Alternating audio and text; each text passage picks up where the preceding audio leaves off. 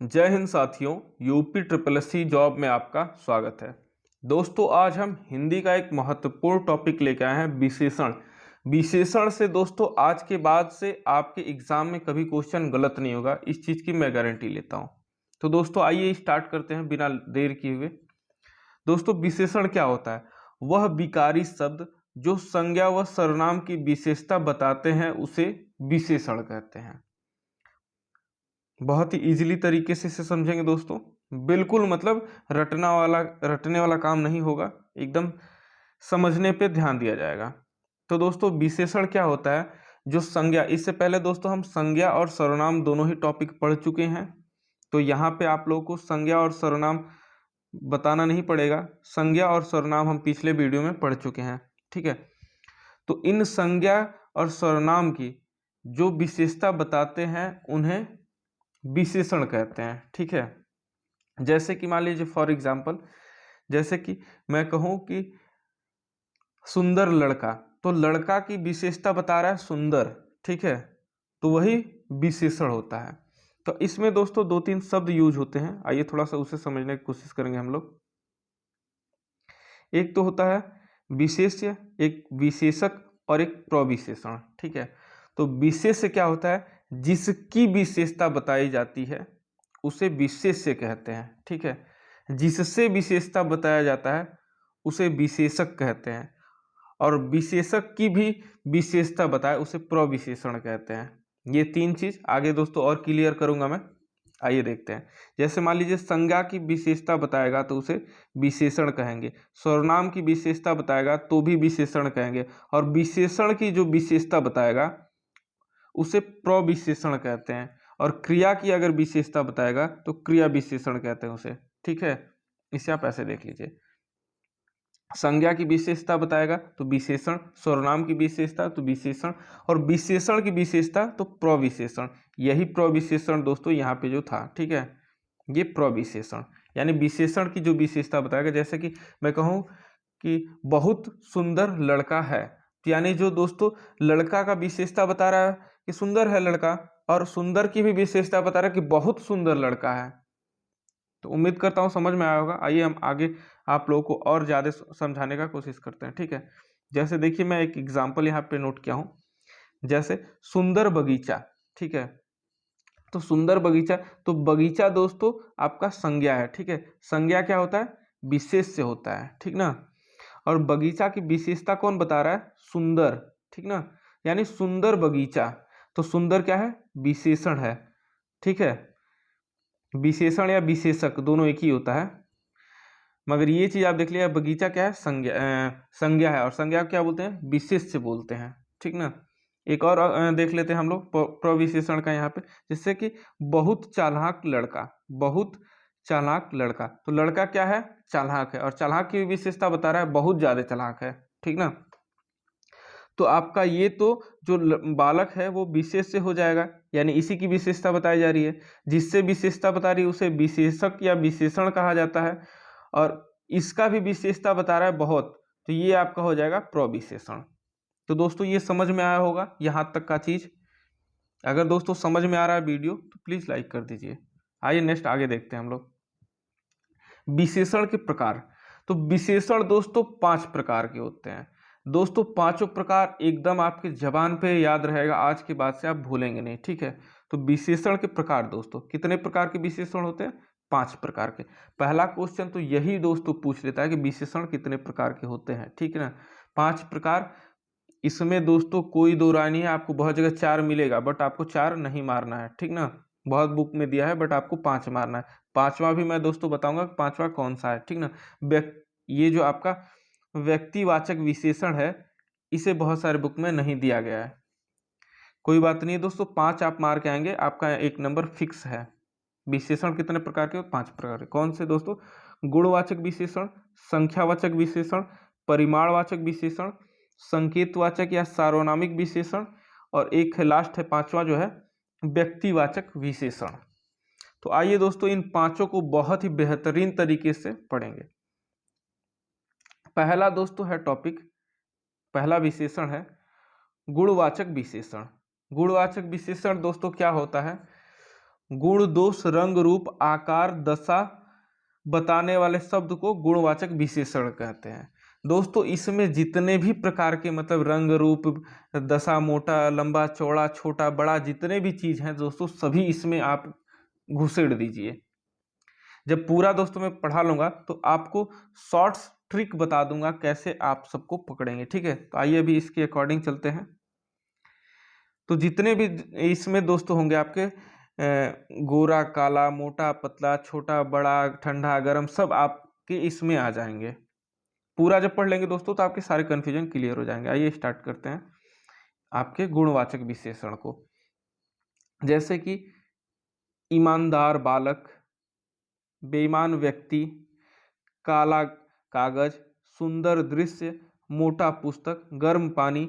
मतलब दोस्तों आपका जितने भी मतलब गुण होते हैं, जैसे लंबाई, ये लंबा आदमी है तो उसका लंबा छोटा मोटा पतला काला गोरा जितने भी मतलब ये सारे हैं ये सब इसमें आ जाते हैं गुणवाचक विशेषण में। इसे पहचान कैसे करें तो इसका दोस्तों प्रश्न करते हैं कैसे से। जैसे कि कैसा बालक है तो ईमानदार बालक है, आंसर मिल गया आपको। कैसा व्यक्ति है तो बेईमान व्यक्ति है। कैसा से दोस्तों प्रश्न करना है आपको गुणवाचक विशेषण में। अगर आप कैसा से करते हैं और उत्तर मिल जाता है तो आपका गुणवाचक विशेषण है। जैसे कि कैसा दृश्य है तो सुंदर दृश्य है, एक सेकंड, कैसा दृश्य है तो सुंदर दृश्य है, कैसा पानी है तो गर्म पानी है, कैसी पुस्तक है मोटी पुस्तक है। मतलब आंसर दोस्तों इसका मिल जाएगा अगर आप पीछे वाले को कैसा लगा के पूछेंगे और आगे वाला आपको मतलब ये जैसे बालक है कैसा बालक है तो ईमानदार बालक है, मिल गया आंसर ना। कैसा व्यक्ति है तो बेईमान व्यक्ति है, क्वेश्चन का आंसर मिल जा रहा है ना। तो आपका गुणवाचक विशेषण होगा इसमें। आइए आगे देखते हैं संख्यावाचक विशेषण। संख्यावाचक विशेषण में दोस्तों जितने भी मतलब गिनती के संख्या से संबंधित है वो सारे इसमें आ जाएंगे। इसमें भी दो पार्ट में इसे डिवाइड किया गया है संख्यावाचक विशेषण को, संख्यावाचक विशेषण, ठीक है। संख्याओं का बोध कराने वाले शब्द संख्यावाचक विशेषण कहलाते हैं। मतलब जितने भी संख्याओं के बोध कराए मतलब संख्याओं से संबंधित शब्द होंगे इसमें हम लोग काउंट करेंगे। जैसे कि 5 आदमी या कुछ आदमी। तो इस आधार पे दोस्तों दो भागों में संख्यावाचक विशेषण को भी दो भाग में पढ़ते हैं, कंफ्यूजन ना हो इसलिए। कौन कौन सा? एक निश्चित संख्यावाचक, एक अनिश्चित संख्यावाचक।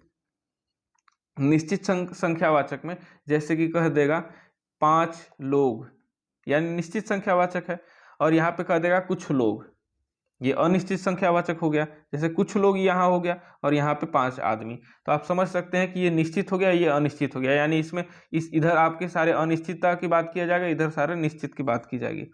तो आइए इसे विस्तार से देखते हैं। संख्यावाचक विशेषण में दोस्तों आपके क्वेश्चन जो अनिश्चित वाले वो तो आप ऐसे देखते पकड़ लेंगे, ठीक ना। तो आपको क्वेश्चन यहाँ से पूछता है। पहला आपका दोस्तों आता है गणनावाचक या गिनती। तो इसमें दोस्तों आपका 1 2 3 4 5 से संबंधित है। जैसे कि 1 आदमी 2 आदमी 3 आदमी ऐसे करके 1 2 3 4 5 से अगर रहेगा तो गणनावाचक विशेषण। इसमें भी 4 प्रकार के होते हैं, ठीक ना। दूसरा होता है आवृत्तिवाचक। इसमें दोस्तों दोगुना तिगुना, जैसे कहा 2 गुना लोग आए 3 गुना लोग आए, तो इसे हम दोस्तों आवृत्तिवाचक विशेषण में रखते हैं। तीसरा इसका प्रकार है क्रमवाचक विशेषण। इसमें दोस्तों पहला दूसरा, जैसे राम ने पहला स्थान क्लास में पाया, राम ने तीसरा स्थान क्लास में पाया, तो पहला दूसरा तीसरा जब आएगा तो ये क्रमवाचक हो जाएगा, ठीक है। और चौथा आपका है समूह या समुदायवाचक। जैसे दोनों लोग, तीनों लोग, चारों लोग फेल हो गए, तो ये समूहवाचक विशेषण हो जाएगा, समूहवाचक संख्यावाचक विशेषण हो जाएगा, ठीक है। तो ये दोस्तों अगर 4 आप याद कर लेते हैं तो संख्यावाचक विशेषण इससे बाहर बहुत टफ पूछेगा तब इसमें से पूछेगा, ठीक है। और अनिश्चित वाला जो है तो वो तो आप देख के ही पहचान देंगे, कुछ आदमी कुछ रुपये ऐसे जो भी रहेगा तो वो आपका अनिश्चितवाचक हो जाएगा। आइए नेक्स्ट देखते हैं परिमाणवाचक विशेषण। ये दोस्तों आपका तीसरा है। ये माप और तौल, इसमें हम लोग देखेंगे विशेष करके। तो इसे भी दोस्तों दो भागों में बांट लेते हैं, निश्चित और अनिश्चित। क्योंकि जैसे कि 5 केजी चावल ये निश्चित हो गया और अनिश्चित हो गया कुछ केजी चावल दे दो, ठीक है। तो इसे भी दोस्तों सुविधा के लिए दो भागों में बांट लेते हैं हम लोग, निश्चित परिमाणवाचक और अनिश्चित परिमाणवाचक। तो अनिश्चित परिमाणवाचक तो आपका बहुत इजी रहेगा, कुछ किलो अनाज दे दो या कुछ मतलब ऐसा रहेगा तो आप पकड़ लेंगे इसे। और जो निश्चित होता है इसमें आपको 5 लीटर दूध, 2 किलो अनाज, 5 केजी, तो जैसे इसमें निश्चित आपको संख्या दिया रहेगा, ठीक ना। तो अगर क्वेश्चन या तो टोटली ये निश्चित अनिश्चित ना दे के डायरेक्ट पूछता है संख्या से, तो आप संख्यावाचक विशेषण को पकड़ लेंगे, ठीक है। और नहीं तो अगर निश्चित अनिश्चित भी ऑप्शन में दिया है तो आप यहाँ से भी कर सकते हैं। तो आप समझ गए होंगे इसे। आइए नेक्स्ट देखते हैं, संकेतवाचक या सार्वनामिक विशेषण। दोस्तों सबसे ज्यादा क्वेश्चन यहीं से पूछा जाता है और यहाँ पे सबसे ज्यादा कंफ्यूज करता है, क्योंकि आप जब सर्वनाम पढ़े होंगे तो एक आपको सर्वनाम में भी, तो यहाँ पे दोस्तों एक एग्जाम्पल है, यह पुस्तक मेरी है। तो दोस्तों अगर ये यहाँ पे थोड़ा सा अगर हम आप चेंज कर दें तो अभी आप कंफ्यूज हो जाएंगे। जैसे कि मैं यहाँ लिख दूँ कि यह मेरी पुस्तक है, तो दोस्तों अगर मैं लिख दूँ यहाँ पे यह मेरी पुस्तक है तो वो आपका निश्चयवाचक सर्वनाम हो जाएगा। मगर अगर दोस्तों यहाँ पे संकेतवाचक यानी संकेत कर रहा है, थोड़ा सा देखिए, थोड़ा सा समझने की कोशिश, यह पुस्तक मेरी है, कह रहा ना यह पुस्तक मेरी है, यानी कि संकेत कर रहा है कि यही पुस्तक मेरी है, दूसरी वाली नहीं है। थोड़ा सा क्वेश्चन को समझने की कोशिश कीजिएगा, यह पुस्तक मेरा है, जैसे यह घर मेरा है तो यही वाला घर मेरा है, यानी संकेत आपको समझ में आ रहा है ना कि यह घर, जैसे आपसे पूछा जाता है आपके गांव में आके या फिर आपके मोहल्ले में आके कि आपका घर कौन सा है, तो आप कहते हैं यह घर मेरा है, यानी कि निश्चय, यानी संकेत कर रहे हैं कि यही वाला घर, दूसरा वाला नहीं, यही वाला। तो जहाँ पे दोस्तों आपको ये चीज समझ में आए वो वहाँ पे आपको संकेतवाचक या सर्वनामिक विशेषण हो जाता है। और थोड़ा सा इसमें जो कंफ्यूज होता है, निश्चयवाचक सर्वनाम भी दोस्तों ऐसे ही मिलता जुलता रहता है। वहाँ पे दोस्तों क्या होता है कि वहाँ पे यह वह ये वे वो, ये पांचों अगर किसी वस्तु और स्थान के तुरंत बाद आ जाते हैं तो वहाँ पे निश्चयवाचक सर्वनाम आता है। वहाँ पे दोस्तों मैंने बहुत ही क्लियर इसको बताया था। तो आइए नेक्स्ट देखते हैं दोस्तों, अगर आपने इससे पहले के हिंदी के वीडियो आप नहीं देखे हैं तो उसे आप चैनल पे जाके देख सकते हैं। मैंने प्लेलिस्ट बना दिया है, हिंदी मैराथन के नाम से है, आप वहाँ पे जाके देख सकते हैं पहले के जो वीडियो है। अब दोस्तों पांचवा और अंतिम प्रकार है विशेषण का, व्यक्तिवाचक विशेषण। दोस्तों इसे बहुत सारे टीचर पढ़ाते ही नहीं है व्यक्तिवाचक विशेषण को, 4 ही प्रकार बताते हैं, जो कि 4 प्रकार गलत है। 5 प्रकार विशेषण 5 प्रकार के होते हैं। दोस्तों आइए इसे पढ़ते हैं हम लोग। व्यक्तिवाचक विशेषण, संज्ञा शब्द से विशेषण बनाना, ठीक ना। यदि किसी संज्ञा के साथ प्रत्यय जोड़ दिया जाए और बनने वाला शब्द अन्य शब्द का विशेषता बताता है तो उसे व्यक्तिवाचक विशेषण कहते हैं। आइए देखते हैं कैसे। जैसे कि जयपुर एक स्थान का नाम है, ठीक है, और इसमें हम जोड़ दिए, प्रत्यय बोल रहा है, प्रत्यय का मतलब पीछे जोड़ेगा।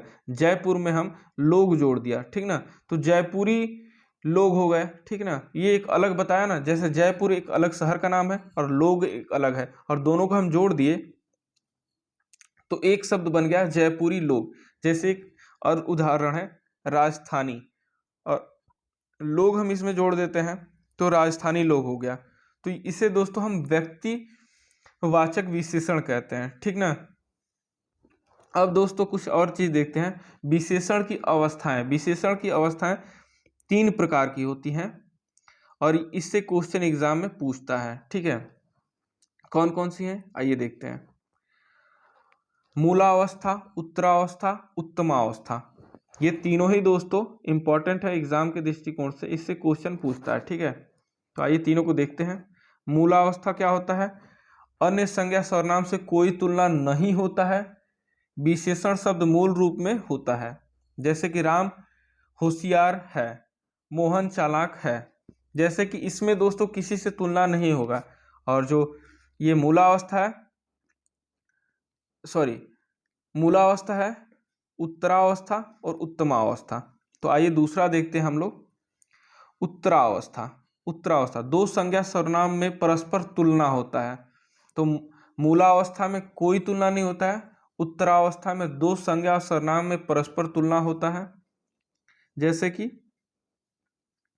यह अवस्था बनाने के लिए, जैसे कि इसमें एक और चीज होता है, या तो विशेषण शब्द के ठीक पहले से लिख दिया जाए या फिर विशेषण शब्द के लास्ट में तर प्रत्यय जोड़ दिया जाए, तो भी मतलब उत्तरावस्था आपको प्राप्त हो जाएगा। ठीक है, एग्जाम्पल को इसको देखते हैं, जैसे कि आगे हम एग्जाम्पल इसका देखेंगे। ठीक ना, पहले इसको देख लेते हैं। मूलावस्था, सॉरी, उत्तमावस्था। उत्तम एक की तुलना सभी से की जाए तो वहां पे उत्तमावस्था हो जाता है। और नहीं तो इसमें सबसे, अगर उस पद में सबसे जोड़ दिया जाए या लास्ट में तम जोड़ दिया जाए तो भी ये हो जाता है। ठीक है, उत्तमावस्था। आइए अब इसका एग्जाम्पल हम देखते हैं, आपको समझाते हैं। यहाँ पे आपको समझ में आ जाएगा। मूलावस्था, उत्तरावस्था, उत्तमावस्था, तीनों एक साथ। देखिए, इसमें कोई तुलना नहीं करना है। ठीक ना, ये मूल रूप में रहता है। इसमें दो से तुलना करना है, और इसके पहले अगर से जोड़ देते हैं, नहीं तो लास्ट में तर जोड़ देते हैं, तो भी आपका उत्तरावस्था मिल जाता है। और उत्तमावस्था दोस्तों, इसमें तुलना सबसे किया जाता है। इसमें आगे अगर सबसे नहीं तो पीछे तम प्रत्यय जोड़ दिया जाता है तो भी आपका उत्तमावस्था बन जाता है। तो आइए देखते हैं कैसे। जैसे कि निम्न है शब्द, तो निम्न मूल अवस्था में है। अगर मूल अवस्था से उत्तरावस्था में जाएंगे तो निम्नतर, लास्ट में तर हम जोड़ दिए, निम्नतर या से निम्न। ठीक ना, यहाँ आगे से भी लगा सकते हैं या तर भी लगा सकते हैं। ठीक ना, तो मूल अवस्था से उत्तरावस्था में गए तो हम निम्नतर या से निम्न। ठीक ना, और फिर उत्तरावस्था से उत्तमावस्था में अगर जाएंगे तो हम सबसे निम्न या फिर निम्नतम। ठीक ना, एक और क्वेश्चन उदाहरण देखते हैं। लघु, तो लघु को जब हम उत्तरावस्था में ले जाएंगे लघुत्तर हो जाएगा, और लघु को जब उत्तमावस्था में ले जाएंगे तो लघुत्तम हो जाएगा। ठीक ना, एक और देख लेते हैं। अच्छा, अच्छा को जो उत्तरावस्था में ले जाएंगे तो से अच्छा हो जाएगा, और उत्तमावस्था में सबसे अच्छा। ठीक ना, तो यहाँ पे आपको समझ में आ रहा होगा, सबसे यानी सभी से इसमें तुलना किया गया है। इसमें दो से, यानी कि राम से अच्छा मोहन है, इसका उदाहरण है उत्तरावस्था का। और इसका उदाहरण हो जाएगा आपका कि राम सबसे अच्छा, यानी राम का तुलना सबसे हुआ है। यहाँ पे दोस्तों लिखा है ना, सबसे तुलना होता है। इसमें दो से तुलना होता है, और इसमें किसी से तुलना नहीं होता है। यहाँ पे जैसे इसका एग्जाम्पल है, मैं इसका एग्जाम्पल बता रहा हूँ। राम अच्छा है, ठीक है ना, राम अच्छा है, ये मूलावस्था का उदाहरण है। उत्तरावस्था, राम श्याम से अच्छा है, ये उत्तरावस्था का उदाहरण हो गया। और उत्तमावस्था, राम सभी से अच्छा है। ठीक ना, तो अब आप इसे समझ गए होंगे, उम्मीद करता हूं मैं। दोस्तों, आप कमेंट बॉक्स में कमेंट किया करिए, जो भी आपको डाउट हो या प्रॉब्लम हो तो आप कमेंट करें, ताकि उसे मुझे समझ में आ सके कि मैं जो आपको एक्सप्लेन करता हूँ वो आपको समझ में आता है या नहीं। उद्देश्य विशेषण और विधेय विशेषण। दोस्तों, इससे आपके फॉरेस्ट गार्ड के एग्जाम में एक क्वेश्चन पिछले बार पूछा था यहाँ से। ठीक ना, उद्देश्य विशेषण और विधेय विशेषण, ये क्या होता है दोस्तों? तो उद्देश्य जो होता है दोस्तों, ये कर्ता से आगे लगता है। ठीक ना, अब विधेय जो होता है दोस्तों, ये कर्म और क्रिया के आगे लगता है। ठीक ना, आइए इसका वाक्य में मतलब एग्जाम्पल के थ्रू समझाएंगे, आप समझ जाएंगे। जैसे दोस्तों यहाँ पे देखिए, हम एग्जाम्पल है, एग्जाम्पल से आप इजीली समझ जाएंगे और मुझे समझाने में भी इजी हो जाएगा। जैसे कि एक मैंने एग्जाम्पल लिखा है, बुद्धिमान बालक धार्मिक पुस्तक पढ़ता है। ठीक ना, तो दोस्तों बुद्धिमान बालक है, इसमें एक कर्ता है। ठीक ना, और कर्ता का उद्देश्य क्या है? बुद्धिमान बालक। यानी कि अगर हम इसमें पूछेंगे कि उद्देश्य इसमें क्या है, उद्देश्य विधेय क्या है, तो उद्देश्य इसमें बुद्धिमान है। ठीक ना, और विधेय इसमें क्या है? तो विधेय दोस्तों इसमें क्रिया है पढ़ना, कर्म है पुस्तक, और विधेय आपका धार्मिक हो जाएगा। तो आप समझ गए होंगे कि कर्ता से आगे जो लगता है उसे उद्देश्य कहते हैं, और कर्म से जो पहले लगता है उसे विधेय कहते हैं। ठीक ना, तो आप ऐसे भी याद कर सकते हैं कि उद्देश्य पहले और विधेय बाद में। आप बस इतना याद कर लीजिए दोस्तों, इससे आपके बाहर क्वेश्चन नहीं जाएगा। ठीक ना, आप देख लीजिए, यहाँ पे फिर से मैंने लिखा है, उद्देश्य विशेषण आगे रहता है, अब विधेय विशेषण बाद में रहता है। ठीक ना, तो यानी कर्ता को आप बीच में रख लीजिए, और कर्ता से आगे उद्देश्य विशेषण, और कर्ता के बाद में विधेय विशेषण। बस इतना आप याद रख लीजिए, आपका इससे बाहर क्वेश्चन नहीं जाएगा और गलत भी नहीं होगा। अब दोस्तों थोड़ा सा यहाँ पे ट्रिक है, विशेषण को पहचानना कैसे दोस्तों। जैसे कि विकल्प में दे देता है, 4 शब्द देता है, उसमें पूछता है कि इसमें से विशेषण कौन सा है, आप कैसे पहचानेंगे दोस्तों। एकदम इजीली आप पहचान लेंगे। जैसे विशेषण के बाद में आप संज्ञा जोड़ेंगे, ठीक ना, और जोड़ने के बाद मतलब शब्द सही बन जाता है, तब तो मतलब आपका वो विशेषण है। जैसे कि हमने यहाँ पे लिखा है संज्ञा विशेषण ये है, ठीक ना, विशेषण में हमने संज्ञा जोड़ दिया, ठीक ना। जैसे कि शांत, शांत विशेषण है कि नहीं आप बताइए। तो शांत में जब मैं आदमी जोड़ दूंगा, शांत आदमी, तो यानी कि दोस्तों संज्ञा का ही तो विशेषता बताता है विशेषण। तो आदमी, शांत आदमी, अगर ये जुड़ गया दोनों, शांत आदमी, ये क्लियर देखिए, शांत आदमी जुड़ गया, यानी कि शांत क्या है, शांत एक विशेषण है। तो आप दोस्तों जब भी ऑप्शन में अगर ऐसा क्वेश्चन मिले, 4 ऑप्शन दिया हो और पूछे कि इसमें विशेषण कौन है, तो उस विशेषण के लास्ट में आप किसी भी संज्ञा को जोड़ेंगे। संज्ञा अगर कुछ नहीं आपको समझ में आ रहा तो आप राम जोड़िए, राम, ठीक है। या फिर कोई भी विशेषण, आपको बहुत सारा विशेषण संज्ञा याद होगा, किसी भी संज्ञा उसके पीछे जोड़िए और सेंटेंस बन जाता है। जैसे यहाँ शांत आदमी सेंटेंस बन गया, सेंटेंस का मतलब सार्थक शब्द बन गया, शांत आदमी, यानी कि ये जो शांत है वो विशेषण है। तो दोस्तों ये समझ में आया होगा और बहुत ही महत्वपूर्ण है दोस्तों ये चीज, मतलब आपके एग्जाम के दृष्टिकोण से ये सब महत्वपूर्ण था दोस्तों। और उम्मीद करता हूँ कि विशेषण आपको समझ में आया होगा। और दोस्तों विशेषण से इससे बाहर क्वेश्चन आपके एग्जाम में नहीं जाएगा। और दोस्तों हमारे व्हाट्सएप ग्रुप से अगर आप जुड़ना चाहते हैं तो मैं आपको अपने व्हाट्सएप ग्रुप का डिस्क्रिप्शन बॉक्स में कमेंट बॉक्स में लिंक दे दूंगा, वहां से आप जुड़ सकते हैं। और दोस्तों फॉरेस्ट गार्ड एग्जाम की तैयारी करने के लिए आप चैनल को सब्सक्राइब कर लें और ऐसे ही बेहतरीन वीडियो आपको मिलते रहेंगे। मिलते हैं नेक्स्ट वीडियो में दोस्तों, धन्यवाद।